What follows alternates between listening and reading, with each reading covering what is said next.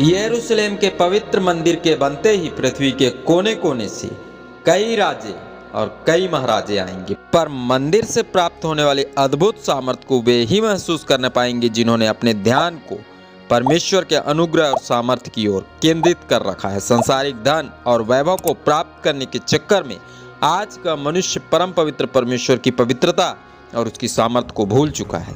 धन कमाने के लिए आज के मनुष्य गुनाह पर गुनाह करते जा रहे हैं। जिस दिन प्रभु यीशु मसीह वापस आएगा, मंदिर पर मंडरा रही अशुद्धता और अंधकार को सबसे पहले मिटाएगा। दोस्तों, मनुष्य के काम वही धन आएगा जो धन उसने स्वर्ग में एकत्रित किया है। आज की इस वीडियो में पवित्र आत्मा बाइबल चरित्र सुलेमान के वैभव से यह बताने वाला है कि परमेश्वर की सामर्थ्य और उसकी दया के समक्ष संसार का राज्य, धन और वैभव व्यर्थ लगने लगता है।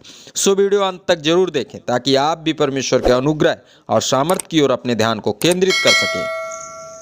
प्रभु यीशु मसीह के नाम में आप सबों को जय मसीह। राजा सुलेमान ने परम पवित्र परमेश्वर का पहला मंदिर बनवाया। पिता द्वारा मिली जिम्मेदारी को बाखूबी पूरा किया। परम पवित्र परमेश्वर के पवित्र दर्शन को प्राप्त करके उस बुद्धि को प्राप्त किया जिसके द्वारा उसके न्याय और उसके अद्भुत राज की ख्याति समस्त विश्व में फैल गई। सीबा की रानी ने जब सुलेमान के अद्भुत न्याय की चर्चा सुनी, पृथ्वी के दूसरे कोने से राजा सुलेमान से मिलने आई, कई उपहार लाई। राजाओं की पहली पुस्तक उसके 10 अध्याय में लिखे वचन कहते हैं, वो राजा सुलेमान के न्याय और उसके वैभव को देखकर आकर्षित हो गई थी।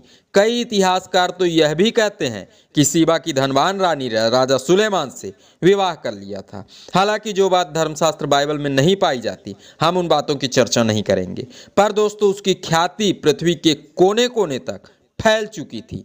यह बात भी राजाओं की पहली पुस्तक उसके 10 अध्याय में पाई जाती है। राजाओं की पहली पुस्तक उसके 11 अध्याय के 1 से 13 पद में लिखे वचन समस्त पृथ्वी के मशहूर शख्स सुलेमान के पतन की जानकारी देते हैं। जब उसका ध्यान परमेश्वर की सामर्थ्य से दूर हट गया, संसार के राज्य, धन और वैभव को बढ़ाने के चक्कर में उसने वे कार्य किए जिन कार्यों की बदौलत वो परम पवित्र परमेश्वर के क्रोध का भागीदार बन गया।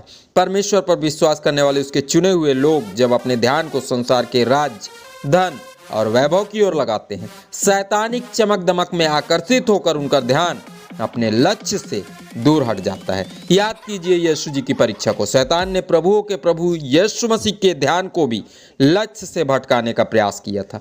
यीशु ने आत्मा की सामर्थ्य से शैतान को डांटा और वो दूर भाग गया। आज जरूरत है आप भी शैतान और उसके आकर्षणों को मसीह यीशु के नाम से डांटें। अपने ध्यान को उस ओर केंद्रित करें जहां विश्राम है, आराम है, आत्माएं प्रभु की स्तुति और उसकी महिमा में व्यस्त